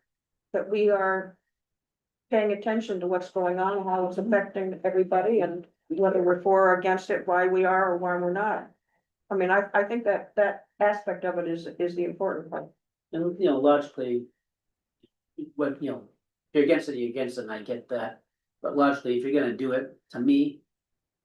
Knowing that we do have the need-based fund available to us. Mitigating and making it neutral, not overdoing it, makes a lot of sense to me, and if the people still really need help, we got this other mechanism. But next year similar to this year, where early of 26, the select board will give you an indication of what their intentions will be. Later in the year when they vote on it, whether they increase it, decrease it. Yeah, we probably will do it again in January, is there an inclination to increase the RT? Okay, so That that, way we can evaluate, it's not, that will need 6 months to gather applications. right, There's more to work it into the budget process and say, hey, for budget, you know, planning for an override, it costs X amount of dollars. If you did an RT from 3 to 10, that covers it. Whatever. When do you anticipate the? I know we don't have enough, or we don't have a huge number of applications. Do you think, when do you think that it's reasonable to say, if people haven't applied by now, they're probably not going to? Well, the answer is now, because we're not gonna accept anything after, because we gotta send out the tax bills based on what we got. Can't- Right, but I mean, for next But year, do then- you think there'll be a surge or? We're kind of assuming that we're gonna get a lot of people who are gonna come in for. People will the come in, for, I think most people, if they're gonna come in, will come in to get the extra money, because they're gonna say, hey, I thought bills are not going up, or at least going down, or at least not going up, but mine went up. It's because you didn't get your exemption and you're paying the higher rate now. Right. So they'll come in for the abatement, and then in year 2, instead of having 53%, we'll have 85%. Hopefully a higher percent. Year 3, we'll probably have 90, 95%. Okay. There's always a piece that doesn't, yeah.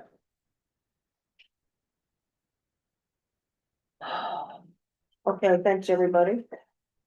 I'm moving on to the agenda for item number 6, new business. I don't have anything this evening under new business. Does anybody have anything that they'd like to bring up at this time? It is 5:45. Under old business, item number 7, the capital projects committee, and I know, several of you attended the lengthy discussion on the wastewater project. I know you zoomed in and Peter and I were there.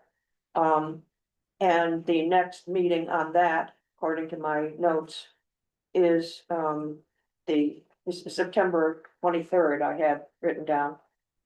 And that's something you might be wanting to know, Roy, because you were interested in the last meeting and couldn't attend. So the next meeting, similar meeting, is Yeah. September 23rd. For some reason, I just did an agenda, I have it for the 9th.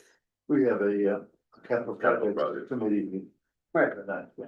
Now, Um, is that what you just said?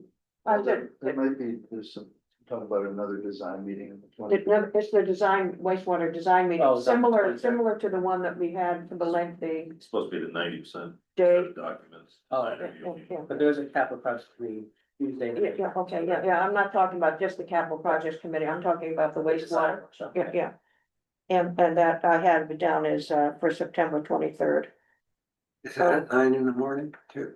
This last one started at 10 and went to about 2:30, 3 o'clock. I'll be honest with you, I was going to the GHD the other day, they go, oh, we had a meeting that day, I go, yeah, Oh, really? that's what we talked about, so.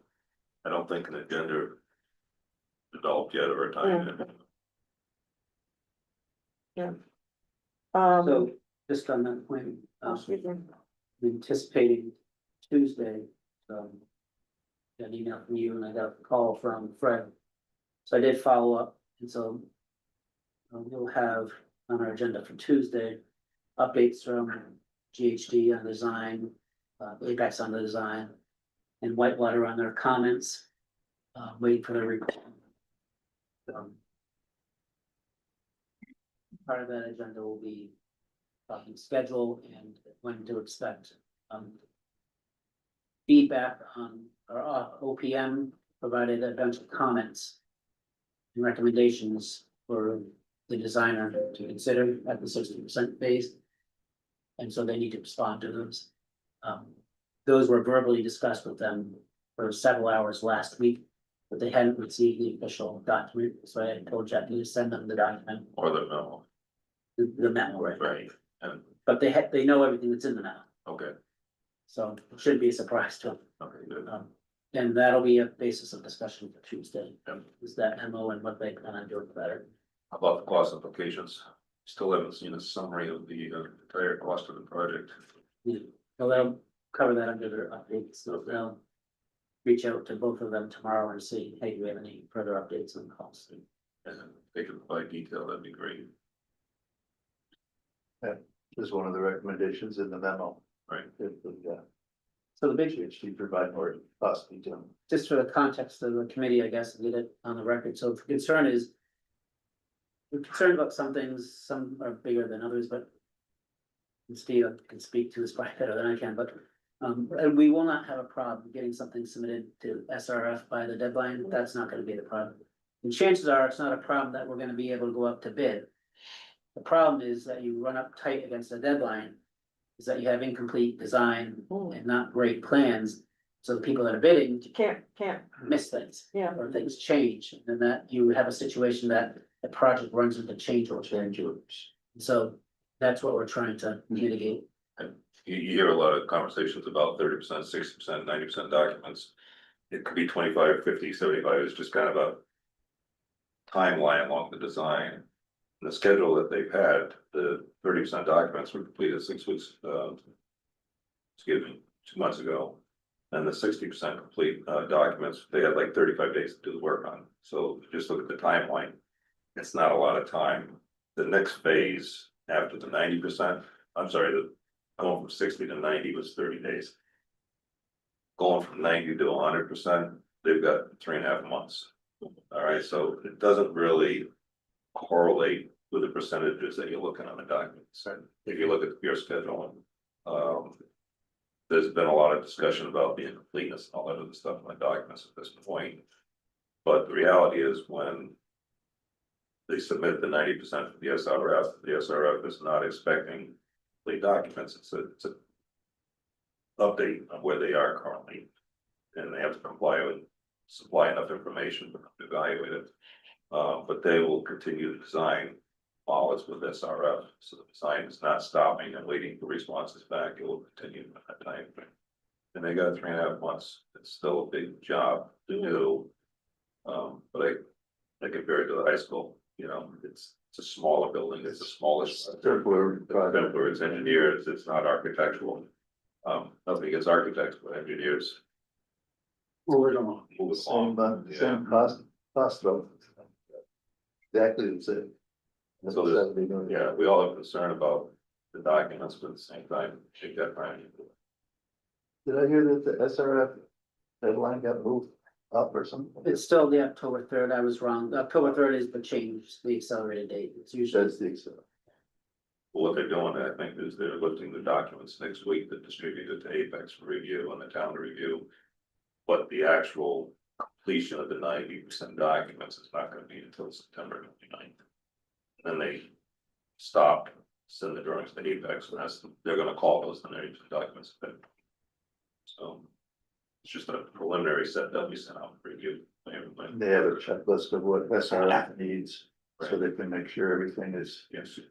packaged. So there's no problem in getting everything approved in the time frame that's needed? Is that what you're saying? I think so. They felt confident that SRF would have adequate information to keep it all. They're not detail level engineers at SRF, Yeah, so they're 90%, they're 60% and 90% is not the same as right. and what an engineer or an architect would Mhm. expect. They're basically gonna check the box, make sure everything's been submitted. Yeah, that, You know, so they'll review it, have questions, so something that's incomplete, they have a question on, well, the next submission, they'll get that, Right. or they'll get an answer. But it's more of by the time we go up to bid, we wanna have complete documents, so you get appropriate bids.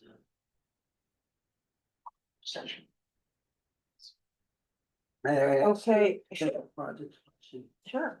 On the Nauset Regional High School, Is our contingency still holding strong? We're hanging in there, Yeah. by our fingernails. But, yeah, we do projections, never answered your, I didn't expect. but I get that, but it's actually changed from when you asked that to now. You know, it's a moving target, it's fungible, I guess, and so, but we try to assume sort of like Rich does, worst case scenario, what are our liabilities if there's like 3 parts of the project now that are being done under protest. So, you know, we might, it's, none of them are gonna come in at a 0 cost, but I think total of all 3 is close to $500,000. So depending on how that sorts out, it'll probably, you know, there's a whole process with the contracts, I'm sure you know. When you have protest work, and hopefully, you know, the idea is you negotiate it without having to go to court and all that. And you settle somewhere in the middle. But we're carrying kind of the worst case on all 3 of those protest things, for instance. Assuming we lose all 3, we have to pay the full amount. So that's what we're trying to do, but you know, we keep getting curveballs, including recently with the town of Eastham, with the fire department keeps throwing stuff. And it's not totally their fault. But apparently, at some point, when we were doing value engineering and trying to get the project back to budget or closer to, there was a meeting with the fire department. Of course, all the people, chief, everybody's different at the fire department, although the deputy chief then is the chief now. But there was kind of a verbal agreement that, yeah, if you don't, the basement of the gym is unfinished, it's all concrete, and we don't use it for anything, concealed space. Yes. Like, you don't have to sprinkler it. And so it's, you know, how much is that worth, whatever it was, $100,000. Okay, we'll take that out of the budget.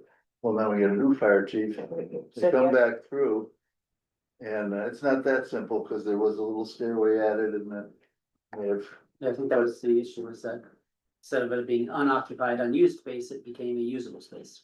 Yeah, not Which really, would not really, require- just like that, there's a 18-inch square patch that, there's 2 accesses to under there, but this 18-inch square one is where people would come down to work on some of the, there's equipment down there, mechanical equipment, that occasionally might need service.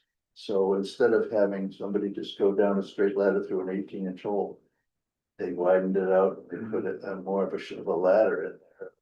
Not full set of stairs, but made it more accessible. And that might not have been the only thing, but it was enough to tip the scale to having to sprinkler it. So that one just came up. Actually, today there was talk about the ladder truck might need room to turn around on the campus instead of backing up. And I don't know if we're gonna have to do that or not, but, well, so there's surprises right up until the end. But we're trying to carry, all that stuff, assuming we have to do everything and, but some of these things are gonna, and we're barely there, I think with the, and we, you know, they're still trying to find a taker for the modulars. Yeah, I was gonna ask. Oh, really? It's getting less and less likely, as there's code issues with those things too. Sure. Apparently, when we got them, the code allowed you to connect the electrical. It's not armored cable up above all those units, it's all Romex. And now the code requires, you know, armored cable for all the electrical. So if somebody bought them, they'd have to rewire those things. Which would be expensive. Yeah. But apparently there still may be somebody interested. Anyway, we're trying, I think with the demo cost of that, we're like down to 0 with the kids. Is there anything that's costing less? Excuse me, Kate. No, that never happens.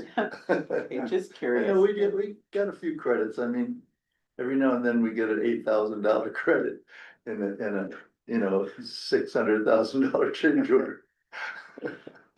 But Are the modulars still being used? Yeah, Mhm. yeah, there's still, the whole phase two is still not been turned over, and not finished with it, so. They're using all phase one, the students using all phase one and the modulars. And the administration, all that space is finished, so the counselors and all the admin people are in there. So, The reports are great, yeah, they're doing, they're really good. IBM does a nice job. Yeah. They like to put a, you know, positive light on everything. Yeah, they do.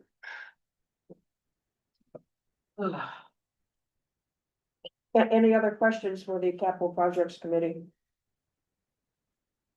Let me see, the school facility, I know the RFP was supposed to go out on that, that was the. The study of the elementary schools and the middle school, and I haven't heard anything on that. Yet. Maybe with the new superintendent, and maybe, well, I don't know. And the Nauset Regional School District, it was my understanding that there was supposed to be a meeting on July 29th on that, you're on that, aren't you? Yeah, there was a meeting last week, actually. Yeah, could you tell us what the status? Yeah, so this is a meeting of the three towns that hired an attorney to go through the regional agreement and the proposed regional agreement that the district had prepared. Orleans, Brewster, and Eastham willfully declined to participate. So that's kind of a wild card on the whole regional agreement, because they're still gonna have to approve it. And there were a few meetings of that group. The lawyer that they hired, which is this part of our, happens to be part of our town council, KP. Kind of rewrote the whole thing. But with not that many substantive changes, in my opinion, that the regional lawyer had done. But it hasn't been presented to the school committee yet. They're finalizing it. I haven't seen the final draft, but I think it's coming out any day, and then they're gonna present it to the school committee. And I guess the two lawyers will get together at some point and see if they can't come up with a document that both of them are happy with. But yeah, eventually it's gonna have to be by all the town meetings. Town meeting, are your thoughts that it's going to be in a position for the town meeting at the end of this fiscal year? That'd be anybody's guess, because I have no idea how the school committee hasn't Oh, I seen know. anything yet I know. from the You're talking about the state. working group. No, but the Nauset Regional School Committee Mhm. hasn't seen any of these ideas, you know, because it's all being put together. So once they see it, they could say, yeah, it's pretty close to what we wanted, let's go with it, or they could say, that's all stupid ideas and we're not doing any of it. We'll see where it goes, so it's anybody's guess. Then it still has to go to the state. Yeah, that's what I, After that. right. Right, yeah, the DESI. DESI, Department of Elementary and Secondary School Your Education. education has to Yeah, approve, yeah, approve it. Or it even goes to town meeting, which is Right. good, right. because at least by the time town meeting see it, you know, DESI won't blow it up, so, but yeah. Honestly, I had to bet, I bet it won't make it to town meeting this For year. this coming May. Hey, I could be wrong, it's going to us. Are there any questions on anything regarding old business A, B, or C? We don't have a town manager report. I guess the only thing I have that I put down on the under town manager, is there any update on Rick White, who is doing the interviewing with the town for the replacement for Jackie? It's interviewed with the staff. It's going through with community members and Mhm. forthcoming. Is there a time frame? I'm not aware of it. I'm sure there is, but Well, okay.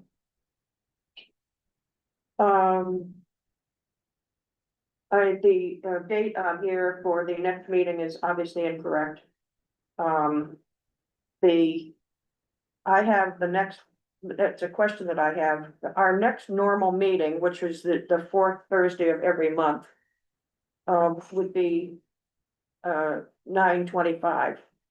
And at the moment, the Board of Health is using the Earl Mountain Room from 3 to 5, and I was not involved with this, but we are on the calendar for a week before of 9:18. I don't know who put it on there or how it got there. Might have been the old schedule, right? Well, that's a long time ago, because last year we were always the fourth Thursday. We're okay for October. We're down for 10/23 on the calendar for our October meeting. So I don't know, as I say, normally our next meeting would be September 25th. We're not listed, and the Board of Health is using that Earl Mountain Room from 3 to 5. I can get you listed and see if we have this room. I'm sorry, this room here? Yeah. Yeah, I would prefer to keep our schedule, the schedule. I mean, I don't know about you, but I know we're all involved with all sorts of things. And so if, I find it better if it's this day of the month, this day of the month, this day of the month versus changing it all over everywhere. Great, For sure. And great. so if we can get this room for September 25th. Yep. Which would be our normal day and not, well, I wouldn't cancel the 18th at this moment because I don't know, but if we can get the 25th, we can cancel the 18th. And I'm thinking that we should probably start putting our time down for the fourth, at 4 o'clock going forward, because if we get it in now, then other people don't take our spot. Okay, do I have a motion to adjourn? I'll make that motion. Roy, do I have a second? Second. Patty? All in favor of adjourning? 8-0, and I have